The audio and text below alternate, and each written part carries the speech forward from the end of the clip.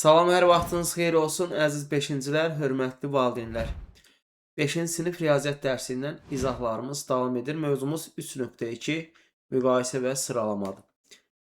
Əlbəttə ki, onluq kəsrlərin müqayisəsi və sıralamasıdır. Bundan öncə müqayisə və sıralama natural ədədlər haqqında, o cümlədən də adi kəsrlər müqayisəsini və sıralamasını keçmişdik.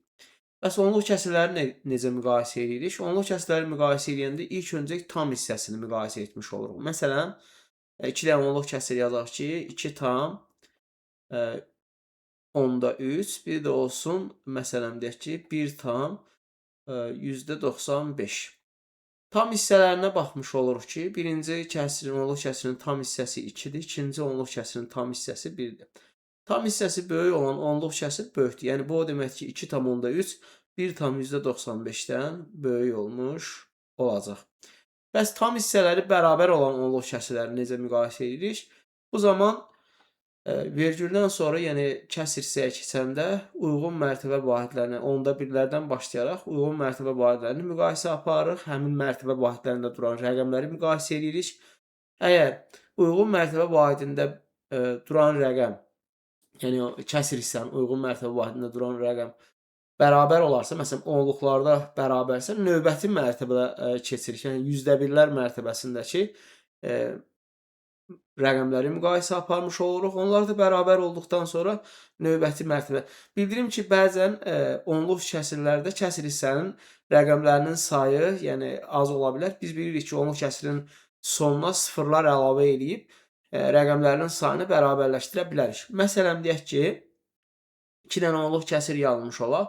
Yazılsın 7 tam %15 yazmış olaq. Digər tərəfdə də yazırıq ki, 7 tam mində 152 yazmış olaq.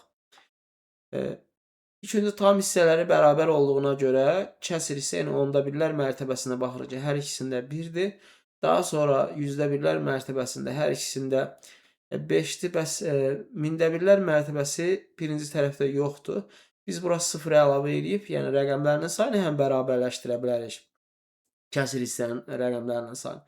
Həm də ki, artıq mində birlər mərtəbəsində birinci tərəfdə 0, ikinci tərəfdə isə 2 olduğunu gördüyümüzə görə, deməli, birinci ədəd, yəni ki, 7 tam %15 kiçikdir 7 tam mində 152-dən. Bu şəkildə müqayisə aparmış oluruq ki, tapşırıqların izahı zamanı da bu haqda danışmış olarıq. Gəlin keçək, ilk tapşırıq 1-də görək nə yazır. Bir də baxın, fikirləş bölümündə yazır ki, tam hissələri bərabər olan 2 onluq kəsirdən vergüldən sonraki rəqəmlərinin sayı çox olan ədəd böyükdür fikri həmişə doğrudurmu?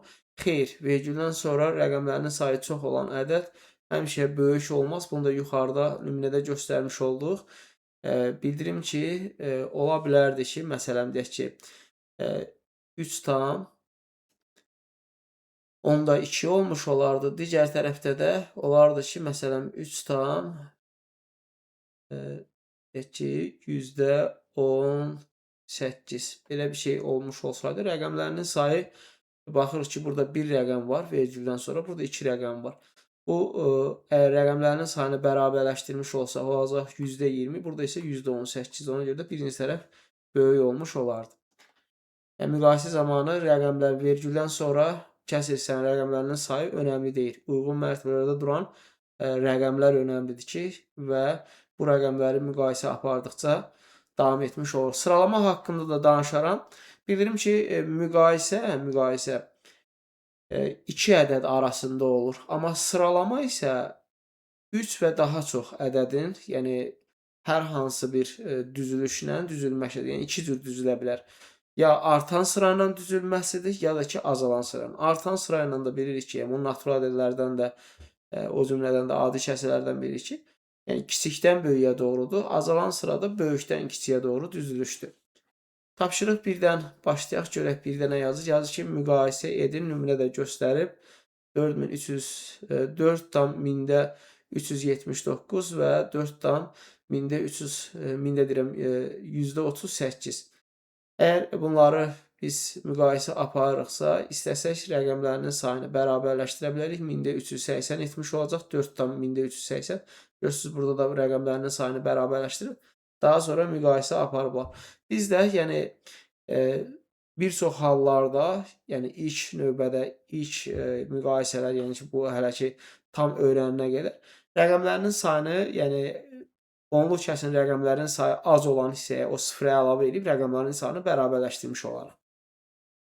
Gəlin birinciyə baxaq ki, burada yazıb 5 tam 1000-də 231 yazırıq burada 5 tam 1000-də 231. Digər tərəfdə də yazıb ki 2 tam 1000-də 988 yazılmışdır. Tam hissələri müqayisə olunur. Burada 5, burada 2-dir. 5 2-dən böyük olduğuna görə deməli böyük işarəsi qoyulacaq.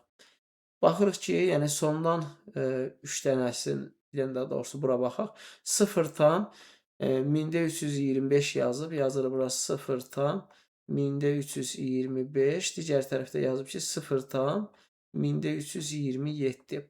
Tam hissələr hər ikisində 0-dır. Onla birlər mərtəbəsi içərisində 3-dür. Yüzdə birlər mərtəbəsi 2-dir. Mində birlər mərtəbəsi birinci tərəfdə 5-dir, ikinci tərəfdə 7-dir. 5 7-dən kiçik olduğuna görə kiçik işarəsi qoyulur. Sözlə yazılmış da var. Yazır ki 0 tam 10-da 7, 0 tam 10-da 7. Digərində rəqəmlə yazır ki 0 tam 1000-də 7 yazılır. 0 tam 1000-də 7-ni də bu şəkildə yazmış oluruq. Rəqəmlərinin sayını istəsək bərabərləşdirsək, burada 1000-də 700, burada 1000-də 7-dir ki, birinci tərəf böyük olmuş olacaq. O cümlədən də məsələn baxırıq ki, başqa hansı çətin ola biləcək tapşırıqlar var. Bura baxırıq, məsələn yazıb ki 0 tam %73, digər tərəfdə 0 tam 10.000-də 7300 yazılmışdır. Rəqəmlərinin sayını bərabərləşdirə bilərik. Bu zaman hər ikisində eyni ədəd alınır. Deməli, bunlar bir-birinə bərabərdir. Və ya rəqəmlərin sayını bərabərləşdirməsən də, harada ki rəqəm yoxdur, həmin mərtəbəyə çatanda orada 0 götürüb, ona görə müqayisə apara bilərsiniz. Və ya da sondakı sıfırları hər ikisindən silirik. Yəni, əgər birində varsa digərində, sıfırlar sililəndən sonra rəqəmlərin sayı bu cürdə bərabərləşdirə bilərik. Keçirik növbəti tapşırıq. 2-yə baxırıq, görək ki 2-də nə yazır. Yazır ki, müqayisənin doğru olması üçün boş kənara hansı rəqəmlər yazıla bilər? Birincisində baxırıq, yazıb 2 tam, deməli 1000-də 400 neçə olacaq? Burada 482-dir.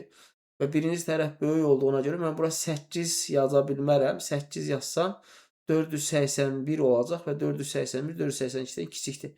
Deməli, bu boş xanaya 9 yazmağım vacibdir. Yəni 9-dan kiçik rəqəm yaza bilmərəm. Zaten yalnız 9 yaza bilərəm. Daha sonra baxırıq ki, 8 tam hissələr bərabərdir. Onda birlər və yüzdə birlər də bərabərdir.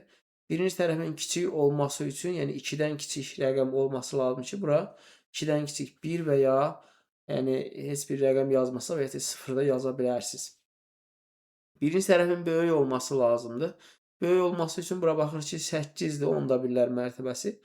Biz bura 8 yazsaq, əlbəttə arxasına sıfırlar düzmüş olarıq ki, bu zaman yəni birinci tərəf kiçik olmuş olacaq. Yəni düzməsək də eyni şeydir. Ona görə də 8 yaza bilmərik. Neçə yazırıq? 9 yazmağımız vacibdir.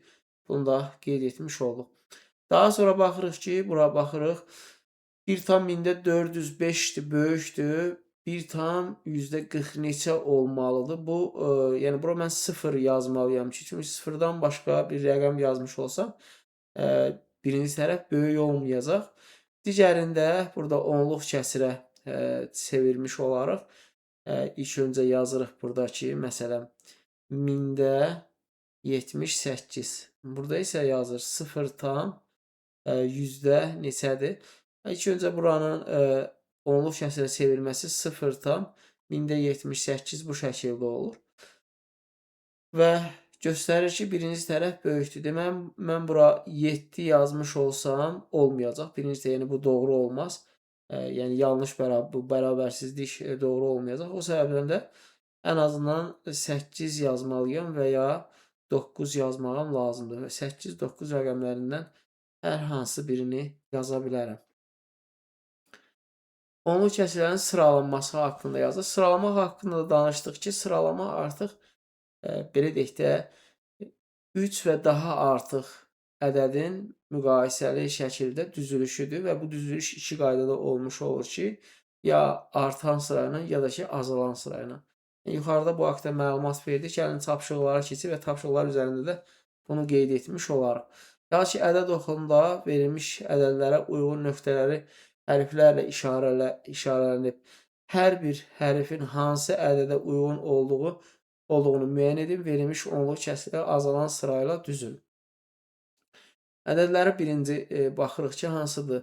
2 tam 1000-də 203, daha sonra 2 tam 1000-də 237, növbəti 2 tam 1000-də 165, 2 tam 1000-də 184,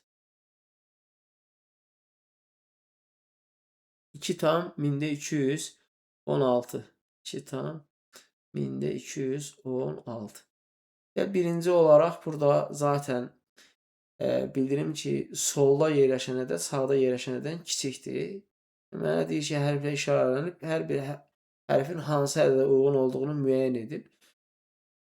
Yəni, soldakı ədəd ən kiçik. Buradakı ədədlərin ən kiçiyinə baxırıq ki, ən kiçik hansıdırsa, deməli, A həmin ədədir. Daha doğrusu, buradan da baxa bilər ki, deməli, 2 tam 1000-də 160 ilə 2 tam 1000-də 170 arasında. Bura bir dənə 0 əlavə edək, burada 0 əlavə etsək olacaq.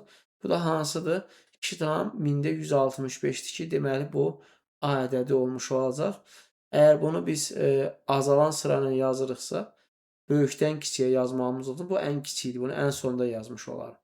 Daha sonra D 2 tam 1000-də 180 ilə 2 tam 1000-də 190 arasında. Bu da neçə 84-dür ki, deməli bu D ədədi D hərfi işarə etmiş oluruq.